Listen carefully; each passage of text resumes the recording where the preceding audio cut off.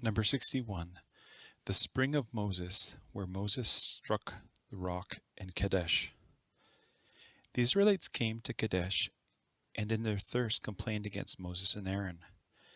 Moses prayed and was instructed by God to speak to a particular rock so that God could bring water to that site.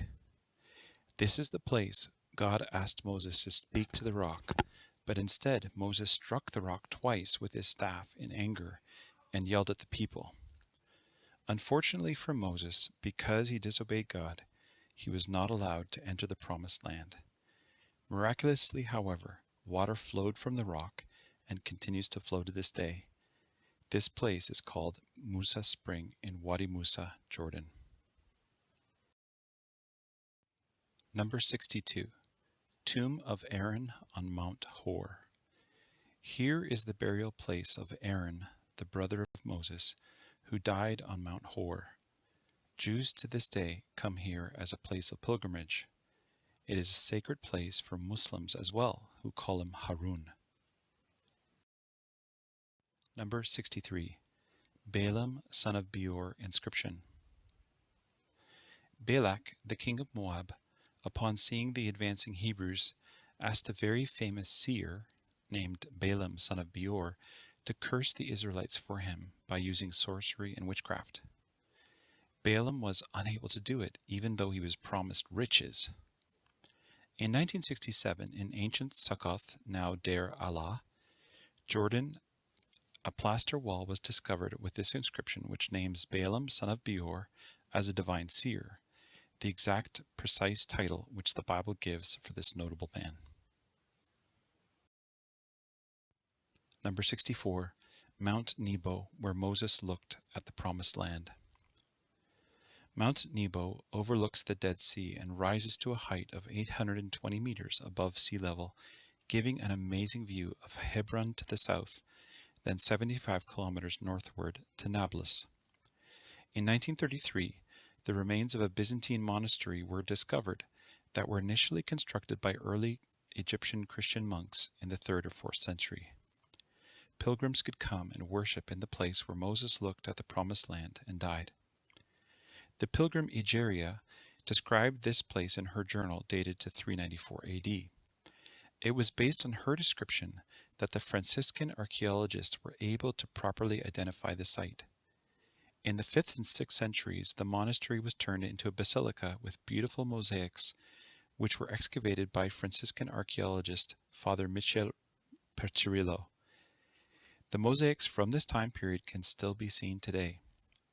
Today, Franciscan monks maintain the site and provide a place where pilgrims can come and worship and remember the man who led the Israelites out of Egypt, through the Red Sea, out of the wilderness to their freedom. Number 65. The Plains of Moab, before crossing Jordan to Promised Land. The Israelites camped in this vast plain of Jordan before crossing into the Promised Land. Now watermelon grows in this particular field belonging to Jordan. This plain is now fertile farmland for the people of Jordan. Number 66. Crossing site of the Israelites over Jordan into Promised Land. In this place, the Israelites under Joshua's command crossed the Jordan River into the Promised Land.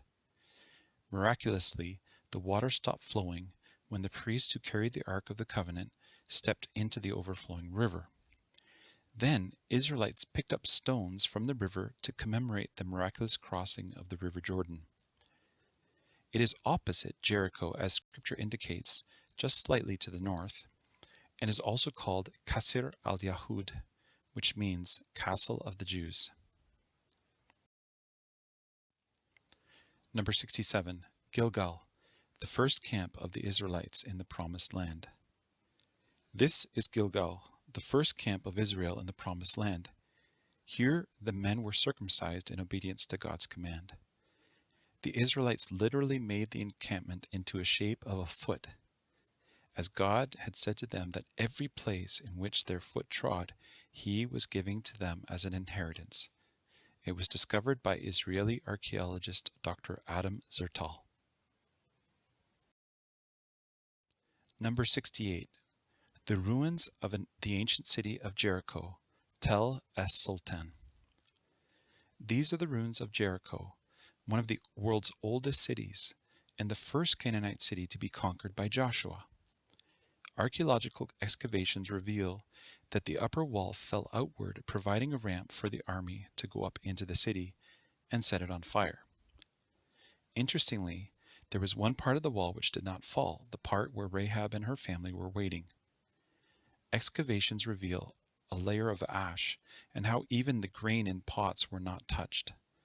Pottery found at the site was analyzed by Dr. John Garstang, 1930 to 1936, and Dr. Bryant Wood, 1999, and show that it was destroyed around 1400 BC, matching with the earlier biblical timeline precisely. Number 69. The ruins of the ancient fortress of Ai. The fortress of Ai was most commonly identified as Et Tel. However, this location does not fit the time period of the conquest of Joshua and does not match the biblical account. Knowing this, Dr. Bryant Wood surveyed the site of Khirbet al-Makatir in 1994 with a colleague, Gary Byers, as the site matched the biblical account in every detail. The next year, in-depth excavation of the site was carried out. The site is quite small, and the structure revealed that it was a Canaanite fortress with an area of 2 acres. A gate was discovered on the north side as well as door socket stones with a double set of doors, showing that it was indeed a heavily protected fortress that housed 12,000 men, women, and children during the time of the conquest of Canaan by Joshua, which was likely 1406 BC. The fortress dates back to the late Bronze Age of 1500 to 1400 BC, as an 18th century Egyptian scarab was found in 2013 with a griffin and ankh, which can be dated to this time period. Over this level was a deep ash layer which showed that the structure had been destroyed by fire, just as the biblical account recorded. Centuries later, a 1st century Roman era house was built on the site dating to approximately 50 AD. As well, a 400 AD Byzantine church was found at the site, presumably to commemorate the site of Ai, the second fortress conquered by Joshua in the Promised Land. Number 70. Joshua's altar on Mount Ebal. Under the command of Joshua, an altar was built at this location. Adam Zertal, PhD, Professor of Archaeology, University of Haifa, discovered this location and did extensive work in unearthing it in 1980, and found an altar within an altar. Ralph Alkins, PhD, did extensive work in reviewing Dr. Zertal's findings. It is located 2.2 kilometers southeast of Asira al-Shamaliya, West Bank. Adam Zertal was not a believer in the Bible's literal account of history, like most of his fellow Israeli archaeologists, but was convinced when he found the altar of Joshua in 1980.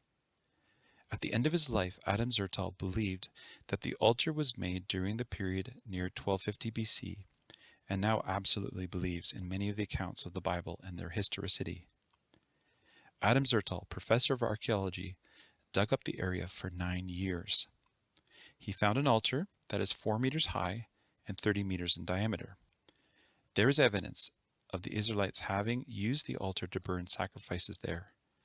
Zertal writes, "In the central structure, around 1,000 animal bones were found. All these bones belong to 4 species: sheep, goats, cattle, and fallow deer, all ceremonially clean sacrificial animals. At the complete site, a total of 2,862 bones were found and analyzed. What is most fascinating is that none of these bones belonged to any working animals. 2 Egyptian scarabs were found. The first scarab found was dated to the period during Ramses II, around 1250 BC, but the other scarab was found that dates to the period of Thutmose III, who was most likely the pharaoh of the Exodus in 1446. This completely supports the account of the conquest of Canaan 40 years after the Israelites left Egypt.